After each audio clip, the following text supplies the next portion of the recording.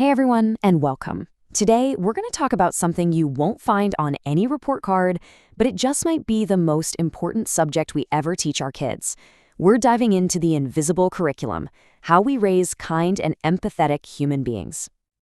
It really all starts with tiny moments like this. Picture a park. A kid drops their water bottle, and another one, without anyone even asking, just picks it up for them.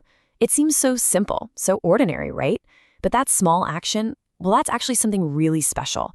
It's the quiet proof that the lessons we're trying to teach are actually sinking in.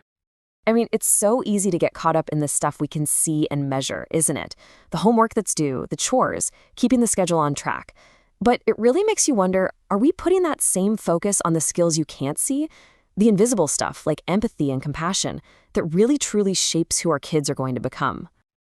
And that brings us to our first big idea. These huge life lessons, they don't happen in some grand, perfectly planned event. Nope. The most powerful chances we have to teach kindness are already hiding in plain sight, woven right into the small, ordinary moments of our everyday lives. So if those small moments are the classroom, guess who the textbook is? That's right, it's us. It's one of the most basic truths about being a parent. Our kids are always learning from us, whether we mean for them to or not. And this is just so important to remember. Our kids are like these little silent students sitting in the classroom of our lives. They are constantly watching, constantly absorbing, and they're learning way more from what we do than from what we say. Every single action is a lesson. And what's great is that these lessons are so simple. This isn't about big, dramatic gestures. It's about the little, consistent ways we show people respect. When your kid sees you thank the delivery person and use their name, or hears you really ask a friend how their day was, they're learning a huge lesson. Every person matters. Every person deserves our attention. Okay, so how do we actually do this on purpose? How do we make it intentional? Well, this next part is all about your toolkit, the practical, simple things we can build into our daily routines to really strengthen that kindness muscle. We're going to break it down into 3 key strategies. First, we'll talk about getting our kids to try and see the world from someone else's shoes.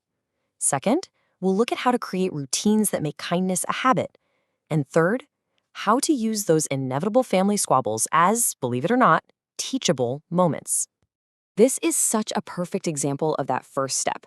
Instead of just jumping in and being the judge during a sibling fight, a simple question like this can totally change the dynamic.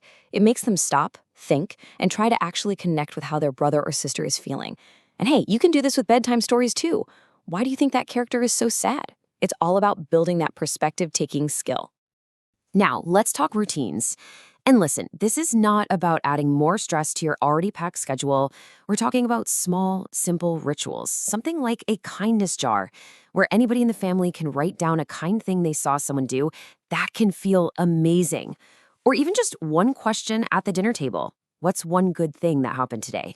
Because gratitude and kindness, they're totally connected. But teaching empathy isn't just about looking out at other people.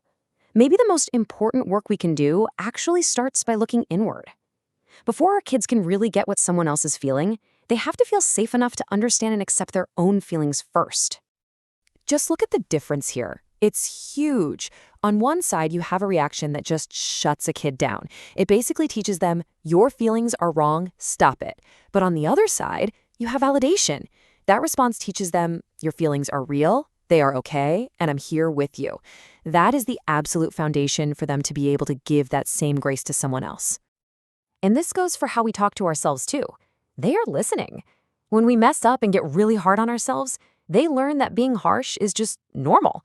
But when they hear us say something like this, when we acknowledge a mistake without shame, they learn that empathy is something we also have to give to ourselves. That's a game changer. So, once we've worked on nurturing that inner world, how do we start to expand it? Well, our last section here is all about taking these empathy lessons and carrying them right out the front door and into the world around us. And again, the theme is start small. These are not huge, overwhelming commitments. They're simple, real things that kids can actually help with. Getting them to help you cook a meal for a neighbor who's sick, or letting them choose which of their old toys to donate. It makes the idea of helping others a real personal thing for them, not just an abstract idea. And please, don't miss this part because it's so important. Doing the kind act is great, but the real learning gets locked in during the chat you have about it later. Asking your kid, how do you think Mrs. Smith felt when we brought her that soup? That connects their action directly to someone else's feelings. It closes that empathy loop. So, as we wrap up, I just want to leave you with this question. A question for all of us to really sit with. With all the focus we put on success, on grades, on achievements, are we remembering to teach them how to care? Because at the end of the day, that might just be the greatest achievement of all.